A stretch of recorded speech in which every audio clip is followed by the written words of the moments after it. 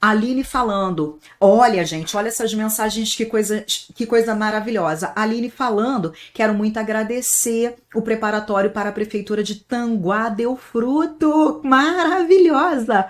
8º lugar para P2 e 9 de 10 em língua portuguesa. Gente, que coisa maravilhosa. Parabéns, Aline, parabéns pelo sucesso, parabéns pelo desempenho sensacional. O seu depoimento com certeza está inspirando muitas pessoas que estão se preparando para concursos, tá? Parabéns! Vambora! Teremos sim, Divalneide! Bem, no finalzinho, se vocês tiverem alguma dúvida, eu fico aqui com vocês e tiro todas as dúvidas em relação a esses outros concursos específicos. Agora eu quero que vocês peguem o material. Galera, pega o material e vambora, que nós vamos agora falar sobre as nossas principais figuras de linguagem.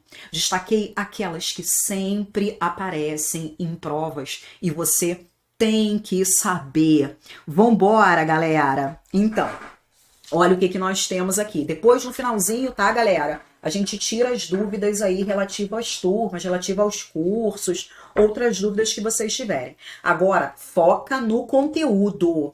Foca no conteúdo e vamos lá. Gente, uma figura que cai demais em provas e é uma figura tranquila é aquela que nós chamamos de prosopopeia.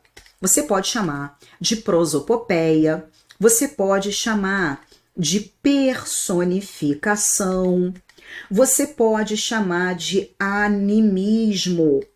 Essa figura consiste em que ela vai dar vida a um ser inanimado. Eu digo, a caneta conversava comigo, caneta não conversa. Eu dei vida para a caneta. Quando eu digo, o celular gritava pedindo para ser carregado. Celular não grita. Gritar é característica de ser animado. Dei vida para o celular. Eu tenho prosopopeia, ou personificação, ou animismo. É uma figura simples, mas que despenca em provas, tá? Isso aqui é muito importante. Então, olha lá. Primeira questão, gente, ó, TRT, FCC, prova de analista. Ele diz, mas o que eu falo para vocês? Cara, se você sabe o conteúdo, você vai acertar a questão de qualquer banca. Não tem como a banca inventar uma teoria.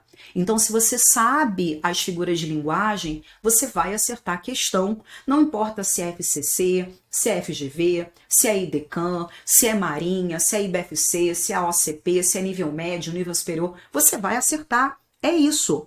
Então, nós temos, ó, na relação do autor com o guarda-chuva. Eu não coloquei o texto, é um texto que fala sobre um guarda-chuva. Comparece uma figura de linguagem conhecida como personificação, tal como se dá neste segmento. Então, em qual das opções você tem essa personificação? Ou seja, ele está dando vida para um ser inanimado. Bora, Aline, maravilhosa! Temos aqui, ó, letra A. Pedi-lhe que me comprasse um guarda-chuva. Eu tô pedindo a alguém para comprar um guarda-chuva. Não deu vida para ninguém. Na letra B, pendurei o guarda-chuva a um canto e me pus a contemplá-lo. Eu tenho uma pessoa pendurando um guarda-chuva. Eu tenho uma pessoa contemplando um guarda-chuva. Não deu vida para ninguém. Letra C, fiquei curioso para saber qual a origem desse carinho. Eu, narrador, eu, pessoa, fiquei curioso. Não tenho ali nenhuma personificação. Na letra D, o guarda-chuva é um dos engenhos, um dos inventos mais curiosos que o homem inventou. Aqui, o homem inventou o guarda-chuva e ele é um engenho curioso. Não deu vida. Mas na letra E, o guarda-chuva descansa com uma espécie de humildade. Gente, guarda-chuva não descansa. Quem descansa é ser animado. Então, realmente, aqui ele está dando vida para o guarda-chuva. A resposta, de fato, é A nossa letra o quê? A nossa letra E. Gente, isso aqui é importante de você perceber, que não importa, ó, tá vendo? Isso aqui é FCC, prova de analista. A próxima, ó, é prova da Marinha, de nível médio, mas não faz diferença, é a mesma coisa. Olha o que a Marinha fez no concurso de praça. Segundo Otton Moacir Garcia, a figura de linguagem personificação. Ó, gente, olha lá, o pessoal que quer o material de hoje, vocês conseguem ir no Telegram. No descritivo desse vídeo tem o link do grupo do Telegram. Vocês conseguem pegar lá no grupo do Telegram, tá? Mas para receber o material das próximas aulas, é só vocês fazerem a inscrição de vocês no link que tá fixado no chat, tá bom? Bem, e se alguém entrar depois, gente, orientem os colegas de vocês, por favor, me ajudem nesse sentido, tá bom? Bem, então, em relação à personificação, o que vocês precisam visualizar? Assinale a opção com um trecho do texto em que se observa o emprego da figura de linguagem mencionada acima, tá? Então aqui, ó, em relação à personificação. Gente, ó, só para avisar, só para relembrar, a gente envia o material no grupo do WhatsApp e envia no e-mail, mas a gente envia no domingo. Então, quem não entrou não vai conseguir pegar o material agora, tá? Agora, tá lá no grupo do Telegram. No grupo do Telegram você consegue pegar materiais passados. Mas se vocês querem receber o material para as próximas lives, aí vocês conseguem fazer o cadastro de vocês e aí vocês sempre no domingo vão receber o material, tá bom? Vambora, galera! Voltando, ó.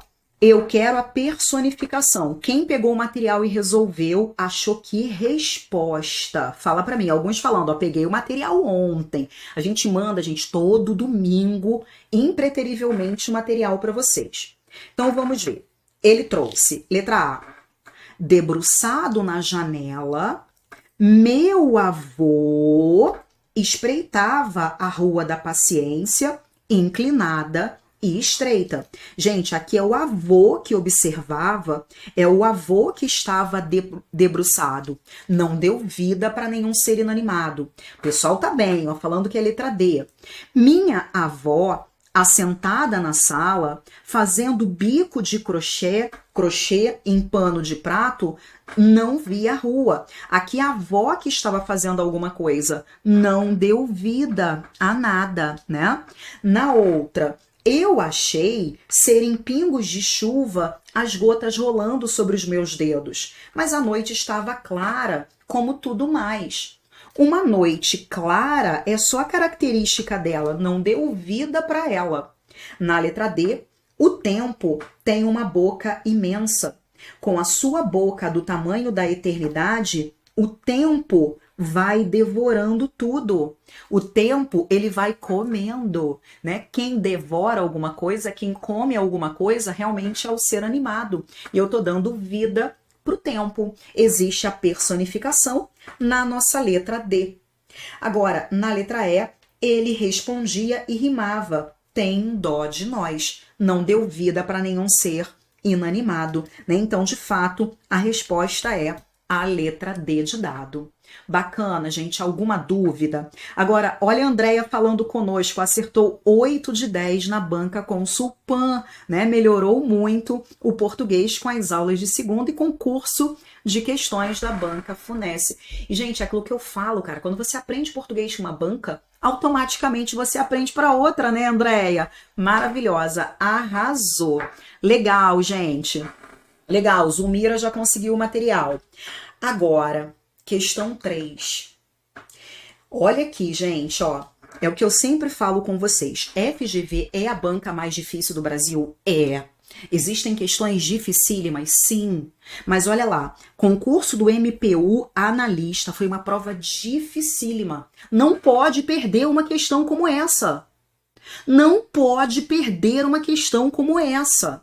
Olha o que a banca está cobrando nessa questão. Ela está trabalhando com o conceito de pleonasmo. Gente, o que é um pleonasmo? é quando você trabalha com uma redundância. Quando você tem uma repetição de ideias, tá? Você trabalha com uma redundância, você trabalha com ideias repetidas. Olha o que nós encontramos aqui, ó. Subiu para cima da árvore. Gente, se alguém está subindo, só tem como subir para cima. Subir para cima, entrar para dentro, hemorragia de sangue, brinde grátis. Elo de ligação. O que é um elo? Houve um elo, uma ligação. Elo de ligação é ser redundante. E aí, o que a banca disse? Todas as frases abaixo contêm pleonasmos, ou seja, repetições desnecessárias de palavras que foram modificadas na reescritura dessas frases. Então, eu tenho uma frase inicial, eu vou reescrever essa frase inicial. A frase em que o processo de reescrituração não elimina o pleonasmo. Então, eu tenho uma frase inicial com pleonasmo, eu vou reescrever essa frase, em qual delas eu não estou eliminando o pleonasmo. Ó, o Rodrigo trazendo outro exemplo, encarar de frente. Isso, se você vai encarar, você vai com a cara. Se você vai com a cara, você vai de frente, né? Então, encare de frente também é um pleonasmo. Muito bem lembrado, Rodrigo. Então, cadê a redundância da nossa letra A? Nós temos, tenho o desejo de rever de novo. Gente, o que é rever? Se você vai rever, Grazi, eu vou rever a aula. Você vai ver de novo. Se é para rever, tem que ser de novo. Não tem como rever algo que você ainda não viu. Então, ele reescreveu, ó. Tenho o desejo de ver. Eu posso ver de novo. Quando você vê, você pode ver pela primeira vez, você pode rever, né? Legal. Então, aqui, galera, ele retirou. Na nossa letra B, segundo, essa aqui é bem legal de perceber, gente. Olha aqui, ó. Segundo ele crê que esse vocábulo é um neologismo. Quando eu digo segundo ele é de acordo com a visão dele. Quando eu digo segundo a Grazi, ou seja, de acordo com o que eu penso, não é a verdade. Se é segundo ele, é uma crença dele. Aqui você tem uma redundância. Segundo o professor, é a visão do professor, é a crença do professor. Aí ele reescreveu, ó. Ele crê que esse vocábulo é um neologismo. Aqui estava a redundância, ele tirou o elemento que causava essa repetição. Beleza, retirou. Na letra C, os alunos dessa turma mutuamente se ajudam. Se eu digo que eles se ajudam, eu quero dizer o quê? Que um ajuda o outro. Se um ajuda o outro, tem que ser algo mútuo. Existe ali uma ideia de reciprocidade. Então, aqui, os alunos dessa turma se ajudam. Aqui estava a repetição. E isso foi eliminado. Então, aqui ele eliminou essa redundância. Na outra, os exterminadores de inseto eliminaram completamente as pulgas dos cães. Gente, o exterminador, ele pode ser exterminador de uma série de coisas. Se eu digo que ele é exterminador de inseto, isso aqui não é uma redundância. O exterminador pode exterminar outras coisas. Mas quando ele diz que eles eliminaram, quando você diz, eu vou eliminar refrigerante da minha vida, o que você está me dizendo? Você não vai beber mais. Se você vai eliminar algo da sua vida, não tem como eliminar um pouquinho. Para eliminar, tem que ser por completo. Você vai acabar com aquilo. Então aqui, ó, se é eliminar, é completamente. Note que essa redundância ela continuou na nossa letra D. Quando você diz, eu vou eliminar algo, vou eliminar a preguiça, na sua vida não existe mais preguiça, tá? Então, ele não acabou com o pleonasmo, por isso que a resposta foi a nossa letra D. E Grazi, por que não pode ser a letra E? Analisaram a situação. Ah, aqui tá fácil. E depois, se é depois, é em seguida. O em seguida é algo que acontece depois, é algo que acontece após. Aqui estava a redundância e note que ela foi realmente eliminada, né? Então, resposta foi a nossa letra D de dado. Agora, uma figura que também cai muito em provas, que é a nossa antítese. O que é uma antítese? Quando você encontra uma oposição. Gente, pense em elementos opostos. Alegria e tristeza. Claro e escuro. Ou caro e barato, bonito e feio. Dentro do contexto, eu preciso visualizar elementos opostos. E sempre você vai trabalhar com uma oposição no campo do possível. Quando eu digo ricos e pobres convivem na mesma cidade.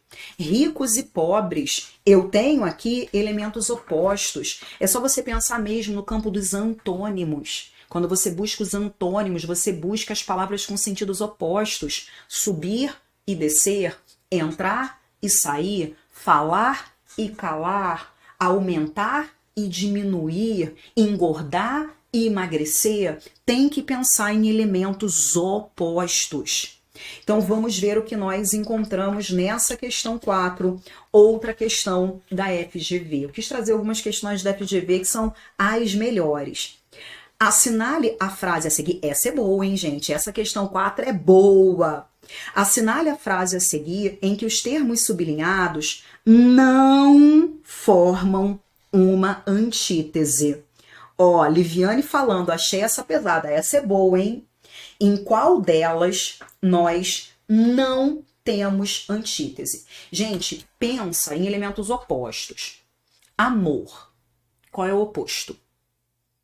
E aí, eu tenho amor, eu tenho ódio, eu tenho uma pessoa bonita, uma pessoa feia, uma pessoa alta, uma pessoa baixa. Dentro do contexto, você tem que buscar essa oposição. Cuidado que essa daqui é maldosa. Letra A, amigo. Eu tenho amigo, eu tenho inimigo, são elementos opostos. A Márcia falando, né? O nada e o tudo. Aqui, gente, ó, é para destacar essa palavrinha tudo que não saiu, tá? Então aqui, ó, é o nada e o tudo. São os elementos opostos. Ele não tem nada, ele tem tudo. São elementos opostos. Eu tenho a antítese. Agora, eu quero que você me dê o oposto de crescer. Os filhos estão crescendo. Qual seria o oposto do crescer? Pense no movimento contrário, tá? Pense no movimento contrário. O filho está crescendo. Qual é o contrário? A árvore está crescendo. O oposto seria o quê? Perfeito, né? O oposto seria o diminuir. Aqui sim eu teria o elemento oposto. E qual seria o oposto de destruir? Você está destruindo alguma coisa. Existe uma torre. Eu vou destruir a torre. Qual seria o oposto do destruir? Fala pra mim. E aí, galera? Isso, Breno, pode cair, tá? Se ele coloca lá a parte semântica, ele pode cobrar todas, tá bom? Pode sim. Perfeito, galera. O pessoal já tá dando a resposta, ó. Você tem a ideia do destruir, do construir. Eu vou construir um castelo, eu vou destruir o castelo. O crescer e o destruir não são elementos opostos. Deu para perceber? Então, por isso que a resposta é a nossa letra C. Agora aqui, ó, a pessoa tá com ira, tá com raiva. Agora, existe o afeto, existe o afago, existe o carinho. São elementos opostos. Aqui, agora, a letra E é uma que confunde. Mas a letra E, gente, ela tá trabalhando com sentido figurado. Olha o que existe. A caneta que nomeia é a mesma que demite. O nomear aqui está no sentido de admitir. A mesma caneta que está te nomeando, que está admitindo você está sendo lá contratado, você está sendo demitido. Ali é a ideia da contratação e da demissão. Deu para perceber que dentro desse contexto você trabalha com elementos opostos. Beleza, galera? Tranquilo? Então, por isso que a resposta é, de fato, a nossa letra, o quê? A nossa letra C. Agora aqui, ó, a ira, olha o contexto, né? Dos amos, devemos temer tanto a sua ira quanto o seu afeto. A ira ali não é só no sentido de raiva, né? É o tratar mal. Dos amos, pensa lá, eu tinha o escravo e eu tinha o senhor, eu tinha o amo, né? E eu tenho que temer tanto a ira dele, que seria todo sentimento negativo dele em relação a esse subordinado, quanto o afeto, que seria o sentimento positivo.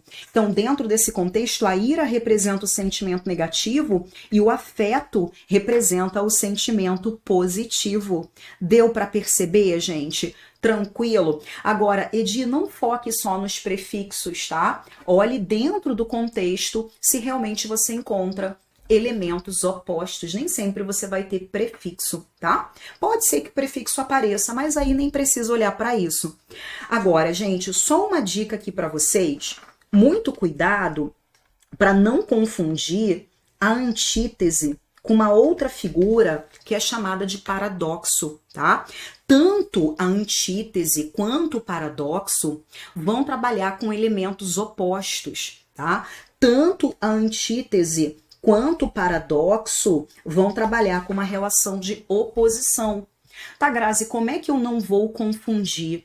A antítese, ela é uma oposição no campo do possível, enquanto que o paradoxo é uma oposição absurda. Não tem lógica aquilo que você está dizendo. O melhor exemplo de paradoxo para você nunca mais esquecer isso é esse aqui, ó. Verdade mentirosa. Ah, o João está me falando uma verdade mentirosa. Se você pensa em verdade e mentira, você tem aqui elementos opostos. Só que existe uma verdade que seja mentirosa? Não tem como. Ou ela é uma verdade, ou ela é uma mentira. Quando você diz verdade mentirosa, não tem lógica. É algo absurdo, é algo incoerente. Se você trabalha com uma oposição absurda, você tem um paradoxo. Beleza, galera? Tranquilo aí? Bacana? Foi? Vamos embora para a próxima. Agora, na letra B, alguém perguntou, Grazi, não poderia pensar em paradoxo? Não, não pode. Existem pessoas que realmente não têm conhecimento. Então, eu conheço algumas pessoas que não sabem português, mas elas acham que sabem tudo. Deu para perceber isso? Existem algumas pessoas, aquela pessoa, ela não sabe nada de informática, mas ela acha que ela sabe tudo. Então, o não saber nada e achar que sabe tudo não é algo absurdo. A pessoa pode não ter conhecimento e não ter consciência disso. Ela pode ter uma visão distorcida do conhecimento dela. Então, não é algo absurdo, é antítese mesmo, tá bom? Beleza, galera? Tranquilo? Agora continua. Cara, essa figura aqui é uma figura muito importante. E eu não quero, muita gente decora, Aqui não é para decorar, porque figura de linguagem tem muito a ver, gente, com a interpretação, tá? Você precisa interpretar. Então, o que você precisa visualizar aqui? Nós temos uma figura que é chamada de metonímia. Essa daqui, cara, despenca em provas. A metonímia é uma figura de linguagem que consiste em uma, presta atenção, substituição. Você vai colocar uma palavra para representar uma outra. Aquela palavra, ela vai estar representando uma outra ideia, substituindo uma outra ideia. Por isso, você vai precisar interpretar a frase. Gente, olha o exemplo que nós temos aqui. Os cristais tiniam na bandeja de prata do castelo. Eu tô dizendo aqui, ó, que os cristais estavam produzindo um barulho. Só que o que eram esses cristais? A gente pode interpretar que eram o quê? Taças. Eu tinha taças, eu tinha copos. Esses copos estavam em uma bandeja. E esses copos, eles faziam um barulho. Eu não quero dizer literalmente que eu tinha um cristal fazendo um barulho. Eu quero dizer que eu tinha um copo ou uma taça que fazia um barulho. O cristal é a matéria de que é feita aquele copo. Então, o que a gente está fazendo nesse contexto? A gente está utilizando o cristal, que é a matéria-prima, e essa matéria-prima, ela aparece para substituir o objeto. O cristal, gente, ele tá ali representando uma taça, representando um copo. Eu tô usando a matéria pelo objeto. Você diz, a governante da casa estava secando as pratas. Ela estava secando os talheres que eram feitos de prata. E aí você usa a matéria para representar o objeto. É um dos casos de metonímia. Mas como eu falei, você não precisa decorar. Você tem que entender que é uma palavra representando uma outra. Por isso você vai sempre interpretar, tá? Olha o que nós temos na outra, ó. Ofereceram-lhe bolo. E ele comeu, olha o que eu tô dizendo literalmente, ó. Eu tô dizendo que ele comeu o tabuleiro todo. Gente, você literalmente imagina um americano aprendendo português.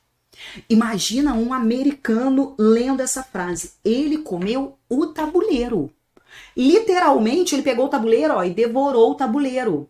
E a gente sabe, a gente interpreta isso de uma maneira tão automática que nem percebe. Você sabe que ele não comeu o tabuleiro. Ele comeu o quê? O bolo. O tabuleiro é o continente. Ele não comeu o tabuleiro. Ele comeu o conteúdo. Nós usamos o continente para representar o conteúdo. A gente faz isso o tempo todo, né? Nossa, aquele macarrão estava uma delícia. Eu comi 2 pratos. Você não comeu o prato, você comeu o macarrão. Eu amo bombons. Devorei uma caixa. Eu não devorei a caixa, eu devorei os bombons. Então, nesse contexto, o que a gente está fazendo? A gente está usando o continente para representar o quê? O conteúdo. É sempre esse processo de substituição.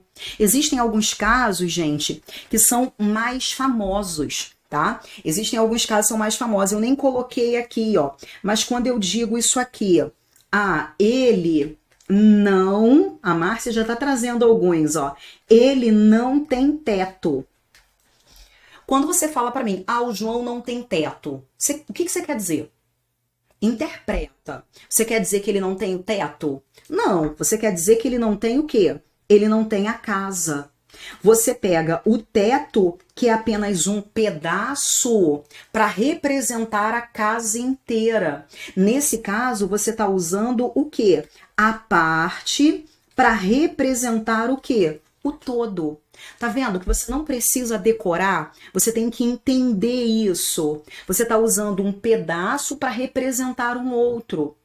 Um caso de metonímia muito frequente, esse aqui, ó, Elilia Machado de Assis.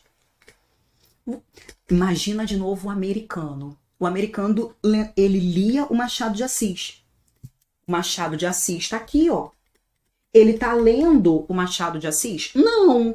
Você sabe que ele não está lendo o Machado de Assis. Ele está lendo o quê? A obra do Machado de Assis. Então, nesse caso, eu estou pegando o quê? Machado de Assis é o autor. E o autor aparece para representar o quê? A obra dele. Esse é um caso muito famoso. O autor representando a obra, né? Uma outra que é muito frequente, eu vou colocar mais esse exemplo aqui, gente. Quando você faz amo leite ninho. Ah, e do morango do amor, não sei se você... O morango do amor. O pessoal tava divulgando aqui morango do amor de maracujá. Morango do amor de pistache. É a mesma coisa, hein? Nesse caso, eu amo leite ninho. Quando alguém diz amo leite ninho, a pessoa quer dizer que ama leite em pó. Não necessariamente leite ninho. Leite ninho é a marca. E a gente usa a marca para representar o quê? Para representar o produto. A gente faz isso o tempo todo. Eu comprei Bombril. Não comprou Bombril, comprou esponja de aço. Comprou Presto Barba. Não, aparelho de barbear. Eu comprei um morango do amor de pistache. Não é morango do amor de pistache, é um doce de pistache. É também um processo. É também, gente, um processo de substituição. Você usa uma palavra para representar uma outra, tá? Tudo isso é metonímia, tá bom? Muito bom, gente. Toda vez que vocês olharem lá, né? Ah, vou comprar um morango do amor de pistache. Não é morango do amor, pode ser pistache do amor, né, gente? Agora, Val, quando a pessoa diz, né, que comeu o tabuleiro todo, gente, às vezes eu faço um tabuleiro de bolo, ó, desse tamanho. E tá tão gostoso que eu como tudo mesmo. Não é exagero. Eu comi tudo mesmo. Então não pode pensar em exagero. E a gente já vai olhar para o exagero daqui a pouco.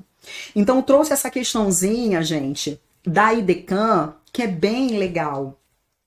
A metonímia, vambora, Zumeira. A metonímia é uma figura de linguagem que emprega, tá vendo? É um termo por outro. Tá? Você usa uma palavra para substituir uma outra. Ó, Val trazendo, ó, comer sucrilhos. Você não come sucrilhos, você come flocos de milho açucarados. Né? Os flocos de milho estão açucarados. Não são sucrilhos.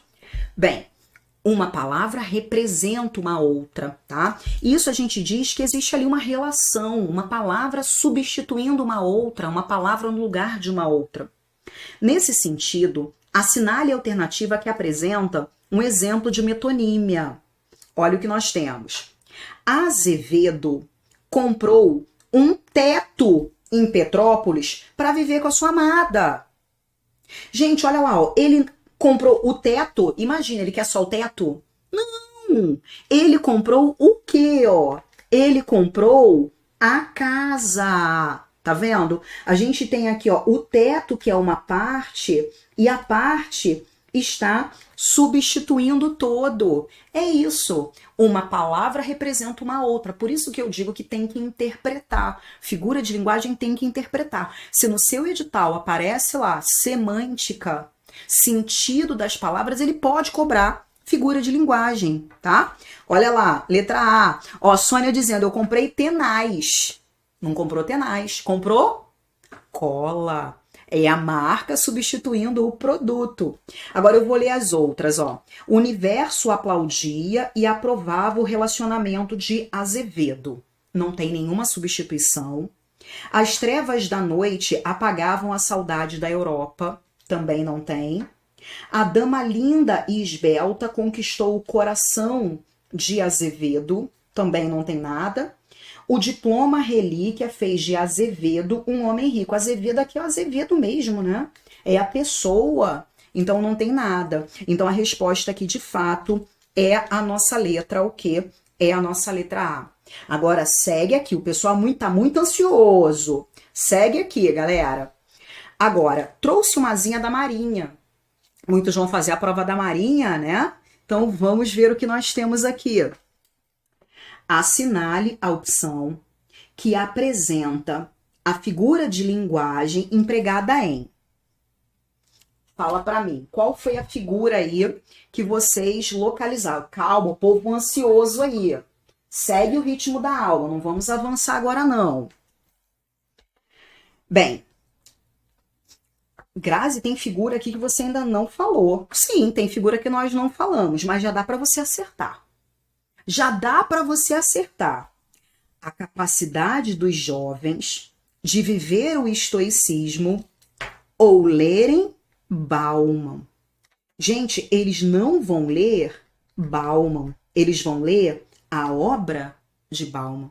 A gente está usando ali o autor para representar a obra. Se eu uso o autor para representar a obra, o que eu tenho é uma o quê? Metonímia. Ah, Grazi, e o que é mesmo a antítese, hein? A antítese você já sabe, que é a oposição no campo do possível. A minha água estava gelada, agora ela está quente. Gelada e quente são elementos opostos. Nós já vimos que é a oposição no campo do possível. E as outras? O que nós temos aqui? A antonomásia, pensa assim, quando você usa o apelido de alguém, tá? Então você diz, o rei do futebol. O rei do futebol é o apelido de quem? Do Pelé? Estou usando um apelido para alguém. Isso é uma antonomásia. Polissíndeto é quando você tem a repetição de conjunção. Quando você tem repetição de conector. Então, quando você faz, ó, e grita, e pula, e dança, e gesticula. E. Repetiu conector, você tem polissíndeto. Agora, e a sinestesia? Quando você trabalha com a mistura dos sentidos. Gente, quais são os nossos sentidos? Tato, olfato, audição, paladar, visão. Tato, visão, olfato, audição e paladar são os nossos 5 sentidos. Quando você mistura esses sentidos, claro, basta encontrar 2 para que você trabalhe com a sinestesia. Então, quando eu digo voz aveludada, quando você diz, nossa, aquela voz é uma voz aveludada, voz tem a ver com o quê? Com a audição. E ser aveludado tem a ver com toque, tem a ver com tato. Então, nós misturamos aqui a audição com o tato. Misturou os sentidos, aí você tem a sinestesia, tá bom? Obrigada, Douglas. Vambora. Entendido, gente? Bacana. Ó, toque doce, olha o exemplo da Letícia. Toque doce, gente. Toque tem a ver com tato. Doce tem a ver com paladar, misturou os sentidos, sinestesia, né? Perfeito que vocês colocaram. Bem, questão 7, ó, alguns vão fazer essa banca aqui, ó, quem vai fazer, hein? Alguém vai fazer? A gente vai trabalhar em breve uma turma de exercícios específica da IDCAP. Bem, essa daqui é difícil de ver. O pessoal tem uma certa dificuldade, confunde um pouquinho. Olha como essa aqui é maldosa. Bem, pelas opções, os candidatos acabam eliminando mas o pessoal confunde isso aqui. Quando eu digo Portugal invadiu o Brasil. Olha como essa aqui é interessante. E eu digo sempre para vocês, tem que interpretar. Quando eu digo que Portugal invadiu o Brasil, muita gente vai pensar, Portugal não faz nada. Portugal não invade. Eu tô dando vida para Portugal.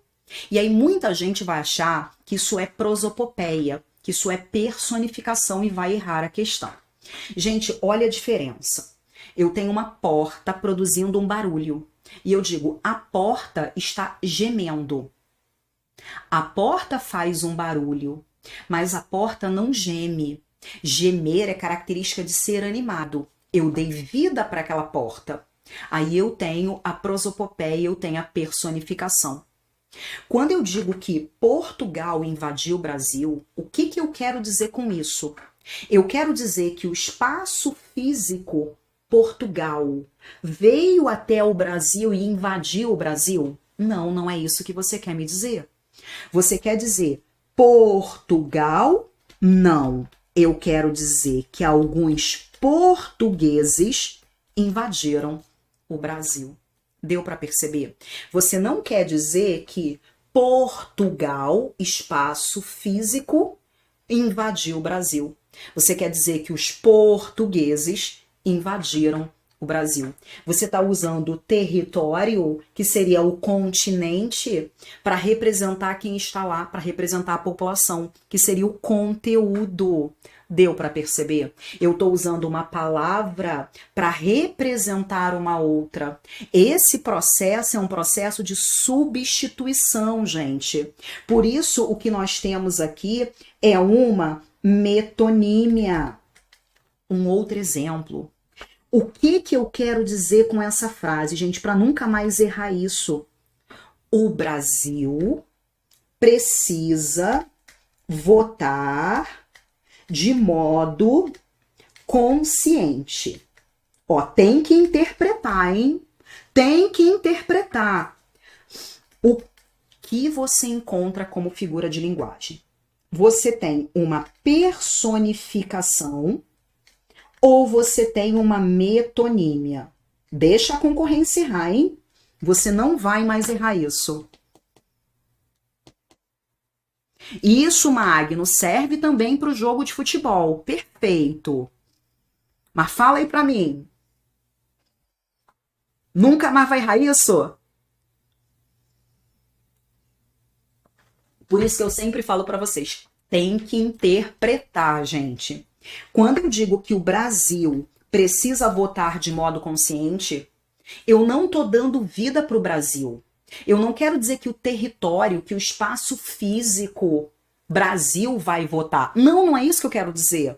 Eu quero dizer que os brasileiros precisam votar de modo consciente. Eu estou usando o Brasil, que seria o continente, para representar as pessoas que estão aqui, para representar os brasileiros. Deu para entender que é um processo de substituição, tá? Então, o que eu tenho aqui é essa substituição. Não tô dando vida para o Brasil.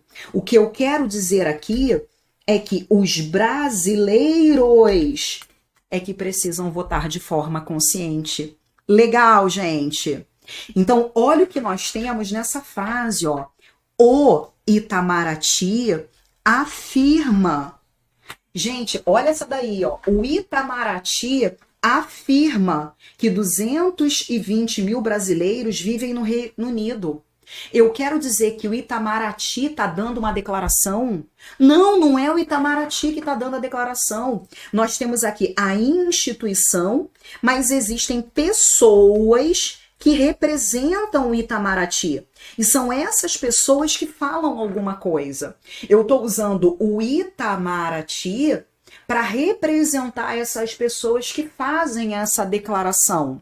Deu para entender? É sempre esse processo de substituição. É uma palavra que está ali para representar uma outra. Cara, se você entende isso, você nunca mais vai errar. tá? Então, por isso, o que existe aqui realmente é uma metonímia. Entendido, gente? Tá claro? Nivalda, maravilhosa, pensou que nunca aprender português? Está aprendendo! Coisa linda, muito legal, gente. Agora, vamos olhar aqui, gente, as outras.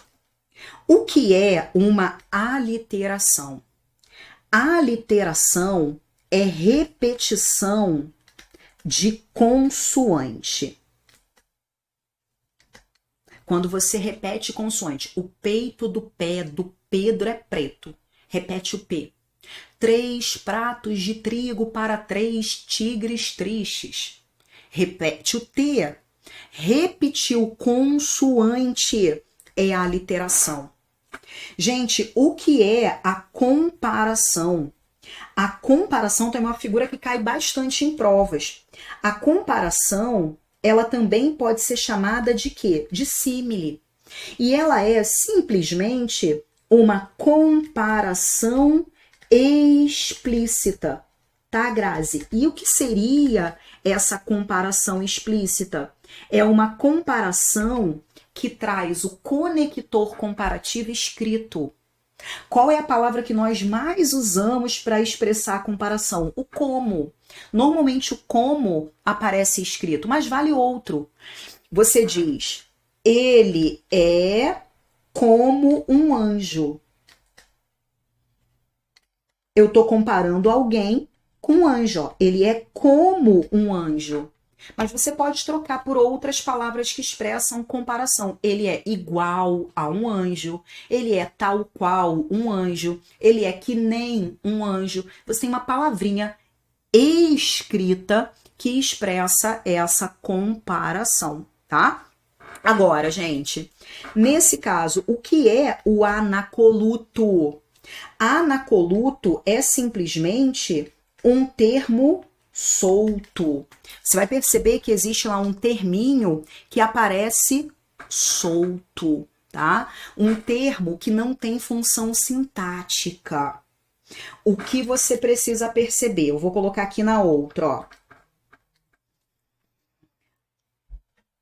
O anacoluto, ele é muito comum na fala, tá? No texto escrito a gente consegue perceber que existe algo esquisito, mas na fala a gente faz muito isso. Você começa a falar alguma coisa, você percebe que não é aquilo que você quer falar, você abandona aquilo e começa uma nova ideia. Então você fica com um termo solto, um termo sem função sintática. Exemplo. A água... Eu bebi o refrigerante. Grazi, que frase mais esquisita é essa? A água, eu bebi o refrigerante. Esse termo, a água, é o termo que tá solto, é o termo que tá perdidão, é o termo que não tem função sintática, né? Eu tenho aqui, ó, eu bebi o refrigerante. Esse termo solto, esse termo perdidão é o nosso anacoluto. Então coloca aí que o anacoluto é o nosso perdidão, tá? E gente, ó, ó, o pessoal tá se lembrando da minha aluna. Gente, isso aí, ó, essa história é antiga, hein? Essa história é bem antiga e vale a pena a gente comentar. Em 2000 e vovozinha, eu acho que foi na preparação de 2009 de um concurso para PRF.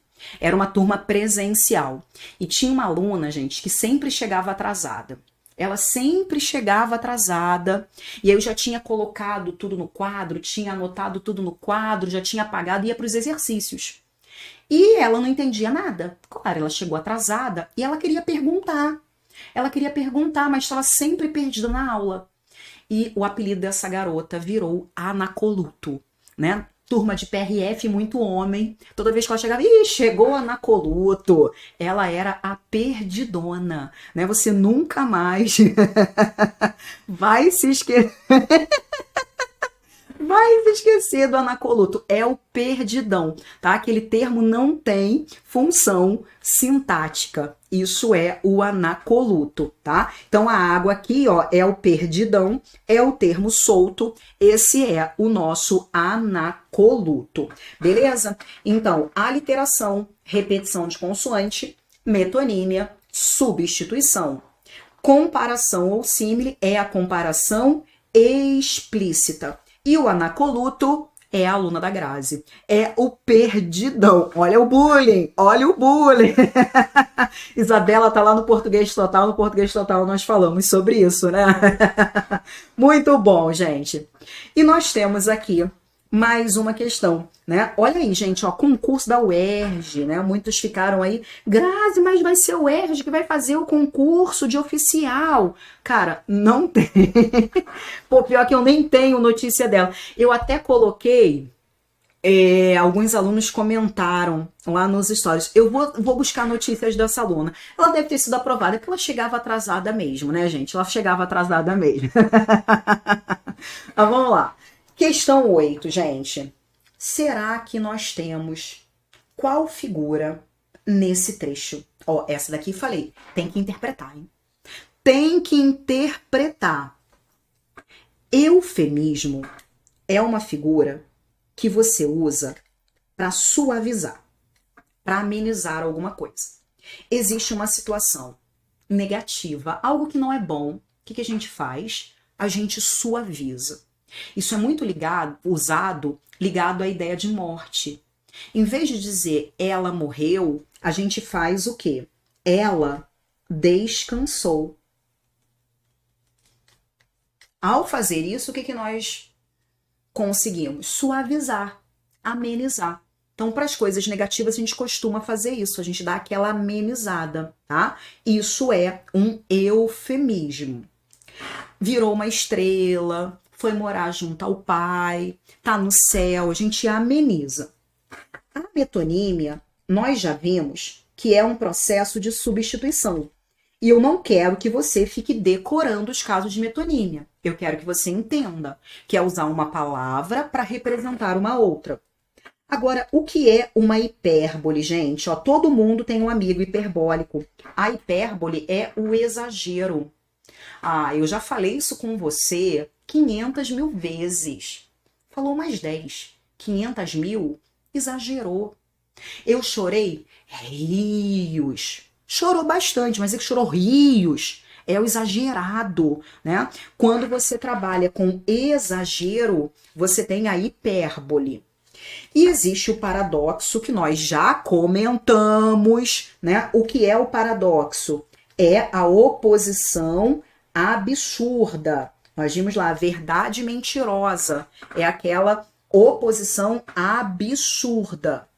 Bem, então, nesse trecho, nessa frase, é dado destaque à voz da filha.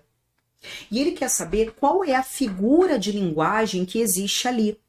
Olha que legal. Já comento, tá, Andréia? No telefone, a voz desesperada da filha pede para que os bombeiros resgatem a mãe dela, que está acamada inconsciente dentro da casa tomada pela água. Gente, será que é a voz da filha que está pedindo alguma coisa? Gente, não é a voz que está fazendo um pedido. Quem de fato está fazendo um pedido? Responde aí no chat para mim.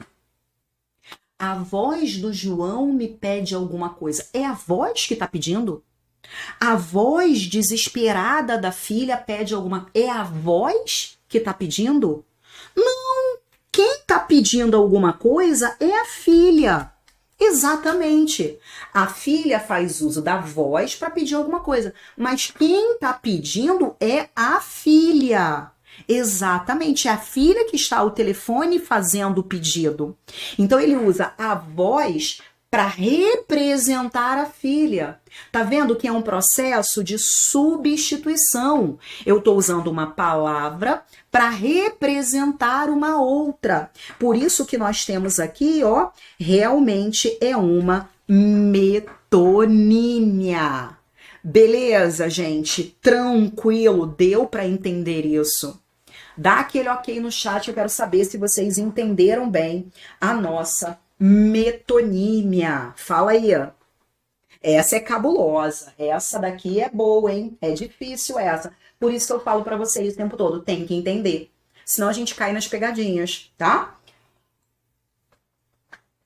Bora para a próxima. Agora, eu quero que vocês foquem nisso aqui. Legal, olha lá. Qual é a figura que nós vamos agora observar? Né, o pessoal falando, pô, Grazi, essa foi difícil. Foi difícil mesmo, mas foi boa, tá? Olha lá. Nessa daqui, Grazi, você vai hoje falar de todas as figuras? Não, nós vamos falar de algumas, tá? Numa outra oportunidade a gente fala de mais figuras. Aqui a gente está focando só em algumas, nas principais, tá? Bem, existe uma outra figura que é chamada de quê? De hipérbato. Quem sabe o que é um hipérbato? Fala para mim. O que é um hipérbato? Bem, o hipérbato é fácil, gente. É apenas uma inversão. Quando a gente estuda sintaxe, a gente vai ter oportunidade de falar sobre sintaxe, existe uma ordem direta. Na ordem direta, você coloca o sujeito na frente, o verbo, o objeto, os adjuntos adverbiais.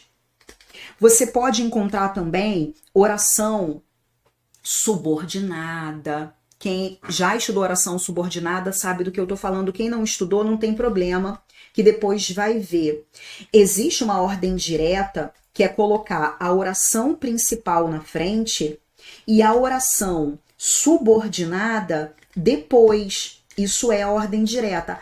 Grazi, não lembro nada de função sintática. Não tem problema, depois a gente vai estudar isso. Mas guarda que existe uma ordem direta. No nosso exemplo, eu tenho a janela, ela esperava o amor. Ela esperava o amor de onde? Da janela. O termo a janela traz uma ideia de lugar.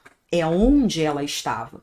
E quando você trabalha com elementos que trazem ideia de lugar, esses elementos eles são classificados como adjuntos adverbiais. Eles são chamados de adjuntos adverbiais de lugar. E quando você tem um adjunto adverbial, o lugar dele é lá no final. Seria ela esperava o amor à janela. Se esse adjunto adverbial é jogado lá para frente, você está invertendo a ordem. E se você trabalha com uma inversão, se você não trabalha com essa ordem direta, você tem esse hipérbato, tá? Então, o hipérbato é exatamente essa nossa, o quê? Inversão. Legal? Alguns já estudaram lá no português total, né? Já estudaram as orações, já estudaram as funções sintáticas. Então, olha o que nós temos nessa questão 9. Olha o que nós temos nessa questão 9. Quando você encontra, gente, elementos que trazem ideia de lugar, ideia de modo, ideia de tempo, esses elementos, eles são adjuntos adverbiais, tá? Adjunto adverbial de lugar, adjunto adverbial de modo, adjunto adverbial de tempo. Então, olha lá. Assinale a opção que apresenta corretamente a figura de sintaxe observada no seguinte trecho. No seu tempo de prático, navios não precisavam esperar. Nos tempos de prático, naquela época, os navios não precisavam esperar, tá? Agora, olha só para comentar a dúvida da Larissa que é importante. O polissíndeto, ele repete qualquer conjunção, tá? É repetição de conjunção. E basta que a conjunção apareça 2 vezes para que você já considere, Larissa, um polissíndeto, tá bom? Então, vale sim para outras conjunções. Legal? Bem, mas voltei aqui. no seu tempo de prático. Isso traz uma ideia de tempo. Quando você trabalha com ideia de tempo, você tem um adjunto adverbial. Isso é um adjunto adverbial de tempo. Qual é o lugar do adjunto adverbial? É lá no final. Se esse adjunto adverbial está lá na frente, navios não precisavam esperar, no seu tempo de prático. Esse adjunto adverbial está invertido. Você tem aqui uma inversão.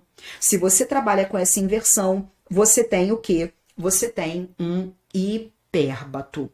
Beleza, galera? Essas daqui eu vou deixar para falar numa outra oportunidade. São figuras que caem muito, muito pouco, tá? Depois, numa outra oportunidade, a gente fala sobre essas outras figuras. Legal? Deu para entender? E, gente, o bacana é que você visualize que não importa se é marinha, se é IDECAN. Galera, é a mesma coisa, tá? É a mesma coisa. Veja aqui, ó. Olha como a banca, cara, ainda trouxe uma dica para você, tá? Uma dica bem legal. Olha o que ele fez aqui, gente. Ó. Ó, fala só por cima. Ó, gente, só por cima, tá? Não vou aprofundar esse aqui hoje, não. A silepse é uma concordância com a ideia. Você não concorda com o que está escrito. Você concorda com uma ideia. Então, aqui, ó. A criança... Não vou colocar a criança, não. Vou colocar os alunos. Os alunos somos aplicados. Por que eu coloquei os alunos somos aplicados e não os alunos são aplicados? Quando eu digo os alunos somos, eu estou concordando com a ideia de que eu faço parte daquele grupo, tá? Então, concordei com a ideia e não com o que está escrito. Se eu concordasse com o que está escrito, eu faria os alunos são. Os alunos somos, eu concordei com uma ideia, tá? Agora, tanto zeugma quanto elipse trabalham com o processo de omissão. Você tem uma palavra que está implícita, você tem uma palavra que está subentendida. Na elipse, você tem omissão de um termo que não foi citado. Você faz assim, ó. Entendi tudo, Grazi. Entendi tudo, tá? Quem entendeu? Eu. Omissão de um termo que não foi citado. Isso é elipse. E zeugma? Zeugma é a omissão de termo citado. Eu bebi café, você suco. Eu bebi café, você bebeu suco. Olha lá, a omissão de um termo citado é zeugma. E assíndeto, lembra que nós falamos do polissíndeto? Cadê aqui, ó, o polissíndeto? Nem sei onde tá, tá aqui, ó. Síndeto é conjunção. Quando você repete, você tem o polissíndeto, a conjunção foi repetida. Quando você trabalha com o assíndeto, síndeto é conjunção. E o prefixo a traz ideia de ausência. Amoral, ausência de moral. Assíndeto, ausência do síndeto. Então, aqui você vai fazer uma enumeração, mas você não coloca o conector. Estuda, trabalha, reclama, dança, resmunga, vê filme. Eu enumero e eu não coloco conector, tá bom? Beleza, galera? Agora vamos lá, ó. Nós já vimos, ó, elipse e zeugma trabalham com a omissão. Assíndeto é sem conjunção. Banana, melancia, pera, abacaxi. Não coloca conjunção. Aqui você tem repetição de conjunção. Pera e banana e abacaxi e melancia. Repete a conjunção. E aqui, hipérbato, quando você tem inversão. Gente, olha como o enunciado traz a resposta para você. No trecho, não será raro que, encontrando uma delas amanhã, Azevedo, por exemplo, um dos meus leitores exclame: o autor fez uso de uma inversão. Ele já disse para você. Ele já disse, existe uma inversão. Que maravilha, né? Nem precisa achar inversão, né, gente? Se já disse aqui inversão, qual é a figura de linguagem? Cara, isso é um hipérbato. Então, a resposta é a nossa letra E. Ana arrasou, né? Muito bacana, gente. E aí, como é que foi o desempenho de vocês, né? O pessoal aí, Decão fazendo isso, ó, e faz.